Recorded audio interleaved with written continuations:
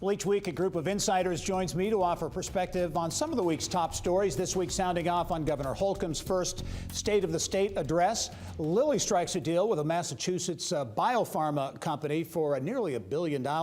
And the New York Times spotlights Indy's growing tech scene. Our insiders this week, a newcomer to the insiders, KSM Location Advisors CEO Tim Cook, KeyBank Market President Aaron Reitz, and Bar Communications President Laura Beck. And welcome one and all to the Insiders this week. And Laura, as a keen political observer, we'll start with you on the state of the state. Governor Holcomb's first, of course. Anything strike you out of the state of the state? Well, I think one of your main objectives when you do a state of the state or a state of the city or a speech like this is to really do no harm. And I think that Governor Holcomb, it wasn't a sweeping vision speech, but it was very nuts and bolts, very brass tactics. And I think that it was a good speech. What stood out to me is what he didn't talk about, and that was he didn't talk about social issues. And his predecessor, Vice President Pence, he did make social issues a big part of each speech and really a big part of his legislative sessions and agendas. So the fact that Governor Holcomb left that out, I think gives Democrats some hope. I think it also speaks to his willingness to be a uniter in this effort. But there are people who were sitting in that chamber who wanted him to talk about social issues. The business community probably liked that as well. I would think so. Didn't touch on I would the think social. so. Anything out of the 5 pillars? I mean, this drug epidemic, it's getting a lot of attention, but boy, the impact statewide is really amazing.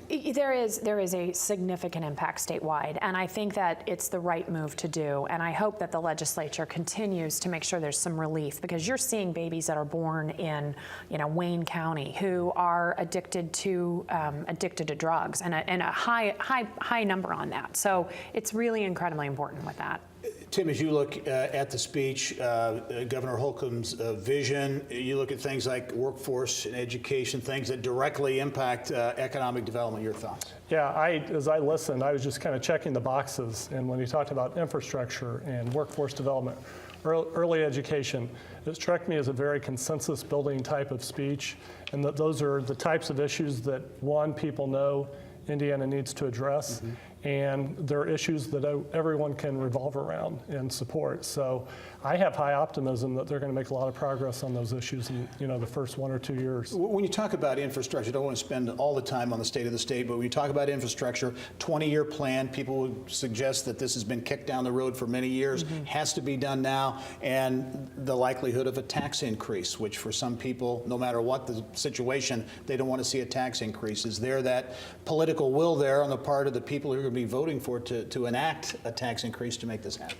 Well, I don't want to punt to national issues, but when you think about what has happened nationally and the fact that we have a president who is very plain-spoken, I wouldn't say plain-spoken, but really says what he thinks when it comes to people having to pay for things.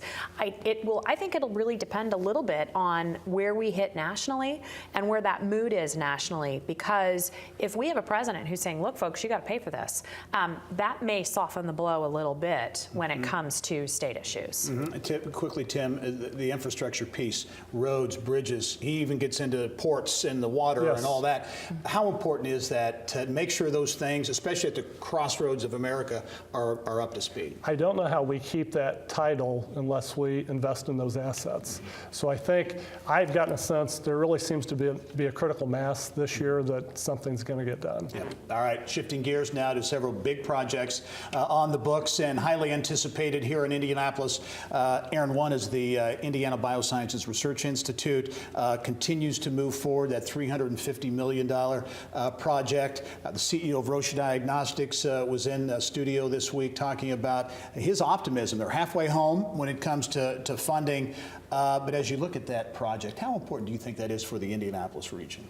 I think it's huge, really. It cements biosciences as part of the future economic driver here. And as we were just talking about the governor of the state, one of the things they did is pledge $20 million in grants towards that $350 million that they need to raise. They're at about $158 million today. What I think is really important to underscore is that this is all about collaboration. It's a public-private partnership and about collaboration. A recent example was a study that they're doing between IU Health, Lilly, and the Regan Street Institute. So that kind of brings all these stakeholders together in a really important thing around diabetes. Yeah. So this is a great example that will be a big economic driver for us. Another big project is the old General Motors stamping plant downtown. The Racer Trust in town this week. They're about to put out proposals, opportunities for developers to come in. Very ambitious plans there. Real mixed use, live, work, play development, residential, retail, all kinds of things. Leveraging the riverfront there. How important is that? Is getting this project, getting this property redevelopment, getting it right? Well, I think it's really important, but I think the Racer Trust are the exact guys to do it. The Racer Trust was created out of a bankruptcy court filing where they received 80 such properties, old GM plants around the country, 44 million square foot. And we actually have an example of them being very successful up in Anderson a couple of years ago, where they took an old GM plant there, did all the environmental remediation, repurposed it, and we were able to attract an Italian company move its headquarters here. This one's even better in that we're going to develop a prime waterfront spot with residential, commercial, and green space for fitness and all the things that will be attractive to future workforce and what people want in their cities. And so I think it's huge, and I think they're going to be successful. Developers should be all over it. Laura, what's the opportunity for this city administration and others to get this right? Well, this really has the potential to be a key transformative development and possibly the signature project for the Hogshead administration. The other thing that strikes me about this is the level of community input and neighborhood involvement that has been done on this. And market forces can always dictate what you're going to do, but if you don't have an engaged neighborhood and engaged community from the start, your project can really run into a lot of challenges. So I think the Hogshead administration, working with Racer and the neighborhood, is really doing a great job at putting this all out there right now. Tim, what can this mean? Everybody talks about it's all about talent, all about keeping talent, but importantly attracting talent. Can this project, what role can that play in talent attraction? I think anytime we can add another amenity to downtown that's going to be appealing to millennials and the types of talent that we're trying to attract, I think that's huge. And I think as you hear about some of the plans, trying to have better connectivity between this and other amenities within downtown, I think that's all very positive. Yeah. Also big news this week from Indiana's perhaps most iconic corporate name, Eli Lilly and Company, had the big disappointment with the Alzheimer's treatment at the end of last year, announcing a big addition to its pipeline, $960 million deal, Massachusetts-based company focused on migraines. Yeah, this is an interesting story because there's a couple different ways to develop a pipeline. You can internally spend billions of dollars and do it and get all the way to the finish line and be somewhat disappointed, like we saw with the Alzheimer's, or you can go and find somebody to acquire that is right at that finish line. And I think, this is probably going to save them some money. I'm sure they did really excellent due diligence. I think one of the interesting things about this story is Eli Lilly actually developed the molecule that they then licensed to this pharmaceutical company who was successful in taking it through the trials, and now they're buying it back. So I think it's a good story, but it's a way that I think they're looking at different ways to continue to develop that pipeline and keep that going. And good example. Yeah. I was joking before we started because I said I was excited because I have migraine headaches. Yeah. So I'm really excited about this. But I think anytime Lilly does well, our city does well. Gary, you said it. They're iconic, and I think that the more they do well, for an emotional shot in the arm and for our community, it's very important. Good. Only have about less than a minute left. New York Times this week with a big piece on Indianapolis as a growing tech hub. Tim, your thoughts on that? Because it really put, for the most part, or Indianapolis in particular, in a positive light as a place where young professionals might want to live. Yeah, I think anytime the New York Times writes a glowing piece about Indianapolis, that's a good thing. And what they said about Indianapolis was all true. We have incredible talent. We have visionaries here.